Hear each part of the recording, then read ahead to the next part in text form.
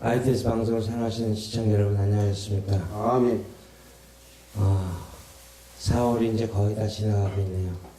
저한테는 너무나 반가운 그런 소식 같아요.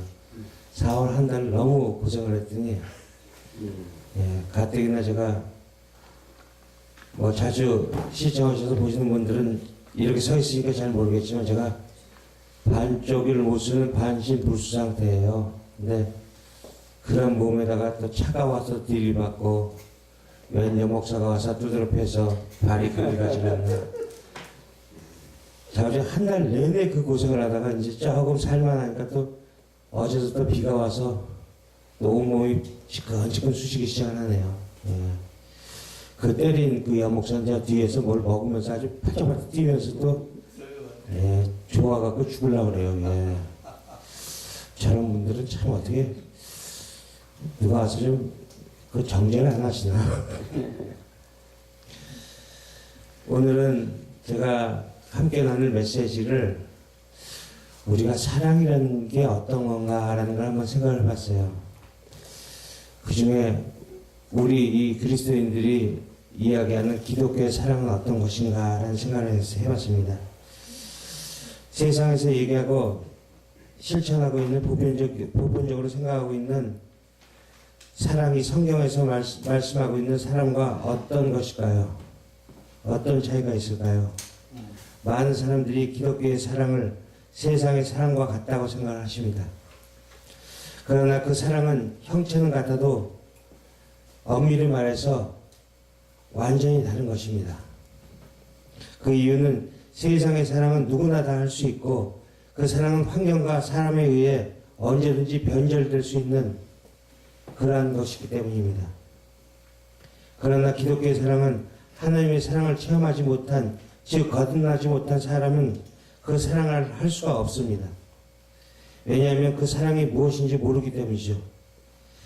기독교의 사랑은 거듭나지 못한, 즉 구원받지 못한 사람은 하나님의 사랑을 알 수 없기 때문에 그 사랑을 하고 싶어도 할 수가 없는 것입니다.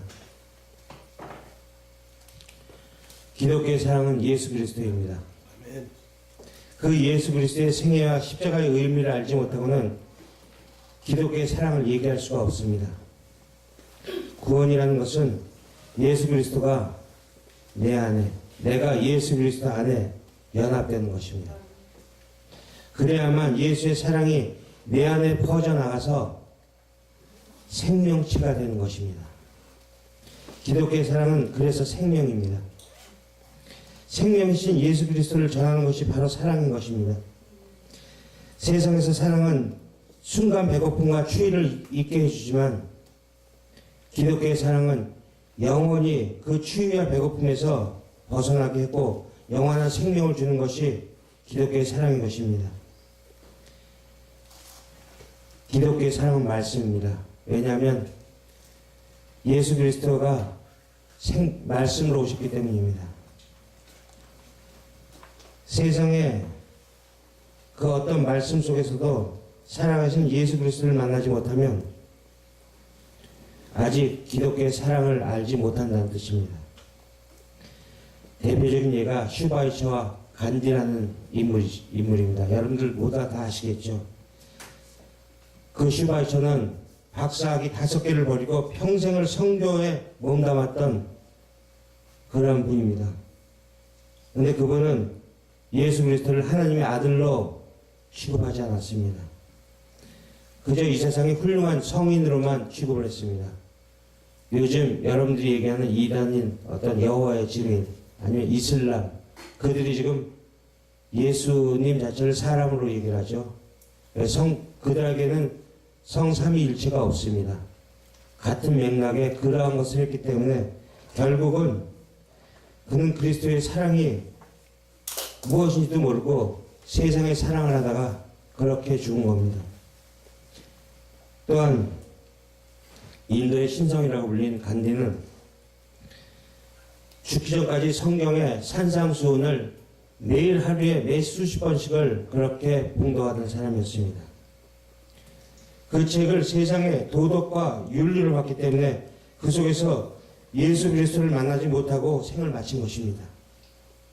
이렇게 세상에서 보면 사랑을 실천하고 같다고 생각하는 세상의 시각에서 많은 훌륭한 사람들이 기독교에서 얘기하는 천국에 들어갈 수 있었을까요?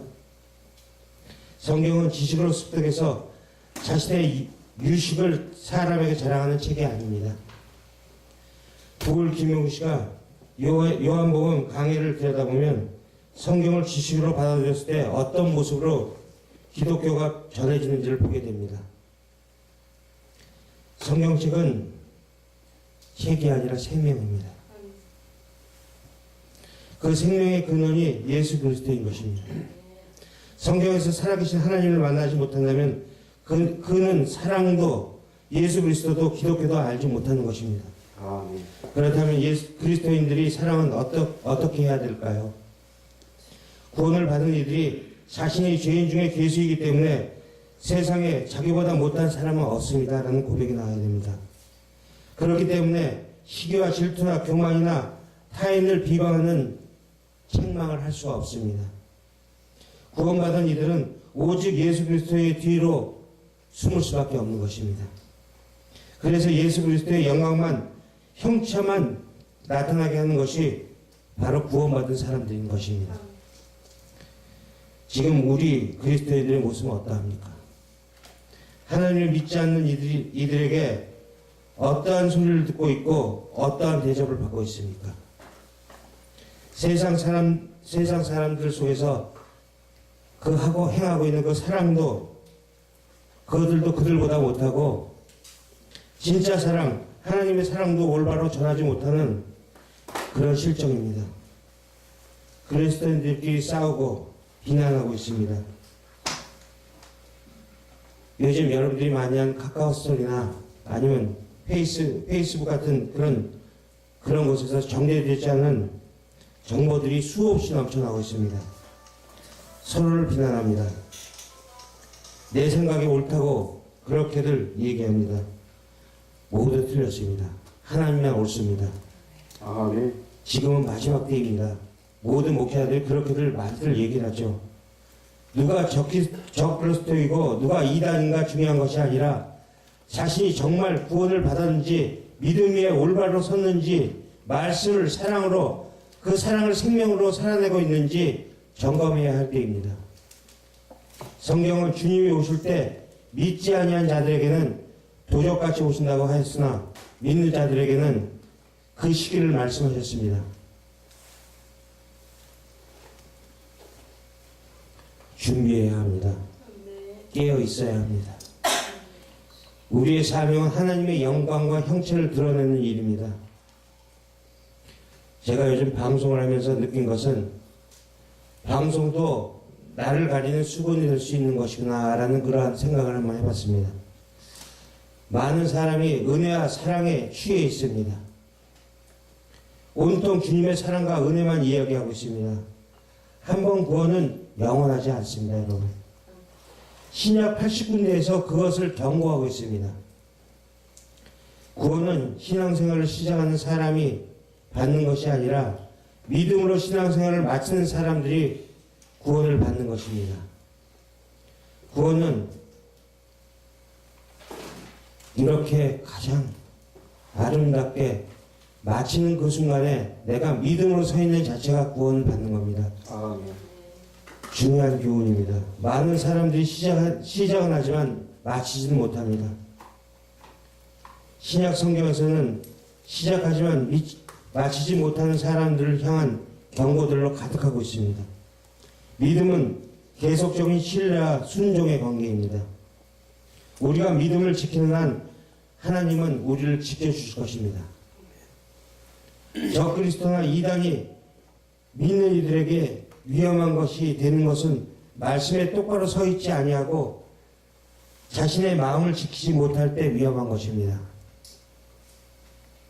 그들은 변질된 말씀으로 우리의 시선의 관역을 벗어나게 하고 잘못된 신앙으로 우리를 구원해서 멀어지게 하기 때문입니다. 그리스도인의 가장 중요한 일은 자신이 말씀 위에 믿음으로 똑바로 서 있는 것입니다. 자신을 버리는 것입니다. 자신을 죽이는 것입니다. 그래서 하나님의 영광과 형체만 보이는 것입니다. 우리가 세상에 던져진 것은 그것을 깨닫기 위해서입니다. 죄를 짓기 이전에 하나님의 창조 목적에 합당한 자로 거듭나는 것 외에는 우리가 이 세상에서 해야 할 것이나 이루어야 할 것은 아무것도 없습니다. 업소의 자리로 돌아가셔야 합니다.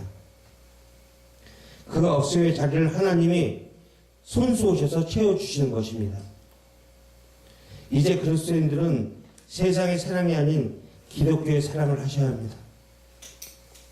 세상과 구별된 사랑으로 그렇게 살아가야 된단 말입니다.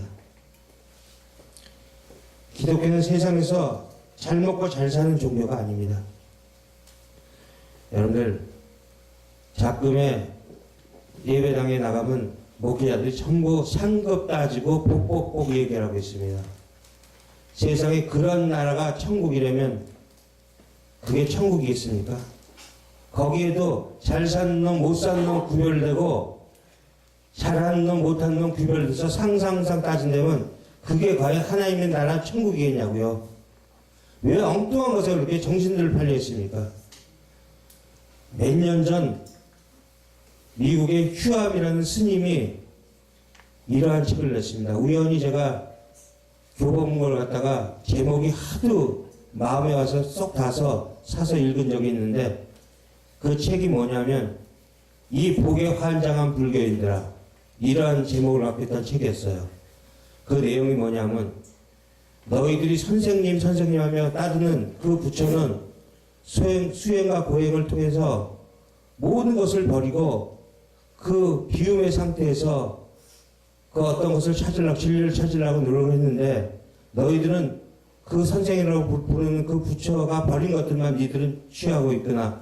이 복에 환장한 불교인들아, 내 나라, 내 조국 대한민국에 2천만이 넘는 불교인들이 있어도 그들이 2명, 3명이 된다 해도 내 조국 대한민국에는 불교는 없다. 이 복에 환장한 불교인들아.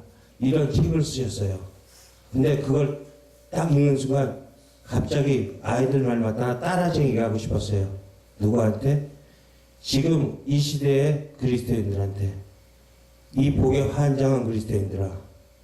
너희는 너희가 아버지라고 호칭을 하면서 나의 주라고 얘기하시는 그분들은 모든 것을 버리고 오로지 너희들을 위해서 목숨마저 버리셨던 그 모습을 따르지 않고 세상에 있는 모든 것들 그것을 채워넣으려고 미쳐 날뛰구나. 이 복에 환장한 그리스도인들아. 이렇게 외치고 싶습니다. 제발 이제 그곳에서 좀 멀어지십시오.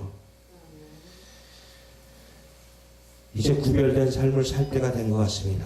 아버지가 이제 서서히 저희 곁으로 오고 계십니다. 저희 마음속으로 들어오고 계십니다. 자신들의 마음을 살피십시오.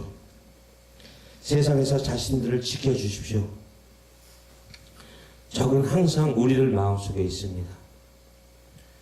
모든 것을 다 버리고 오직 주 예수 그리스도를 바라보면서 살아가는 그 삶 속에서 여러분들 모두가 다 승리하는 삶이 될 수 있도록 주 예수 그리스도의 이름으로 정말 기원합니다.